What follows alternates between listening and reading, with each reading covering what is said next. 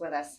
Well, and let's think about that because, the standard Republican thinking on this day is, hide under your bed, hope the day passes, sort of survive and live through it.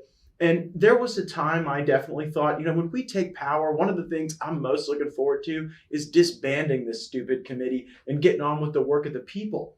But the more we seem to uncover about the federal government's own involvement with January 6th, the more I'm thinking we might have to own this day, own finding the truth for our constituents. So do you fall more on the side of, this is dumb, this is a stupid obsession, let's get over it? Or do you think we actually have to ask some very tough questions about what the FBI and DOJ were involved with people on those grounds? We have to send subpoenas to people like Ray Epps. We have to find out who the scaffold commander is. Yeah. Which side of this are you on? Do we have to get those answers, or do we just move on from this? Well, you're asking at the right time. I'm fresh off of being permanently suspended on Twitter. So I'm ready to rip the whole thing wide open and expose everything. I don't think we do away with this at all. I think we dig deeper into it and find out what happened with Governor Whitmer and how was the FBI involved. I think we go even further and go, how was the FBI, the Department of Justice, or any of our agencies involved in what happened on January 6th?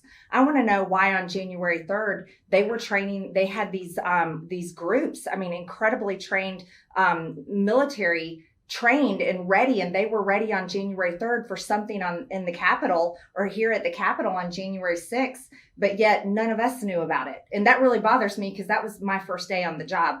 So, Matt, I think you brought up the right questions. We want to know, why didn't we see Ray Epps in the DC jail? Why isn't he being held in solitary confinement for months on end when other people are? And who is scaffold commander? And why did he position himself at the top of that scaffolding right at the Peace Gate, directly above Ray Epps, where they were commanding people to go into the Capitol, and they were there before President Trump even finished his speech. So yeah, I'm game on. Let's rip it wide open and find out what's happening. You mentioned the January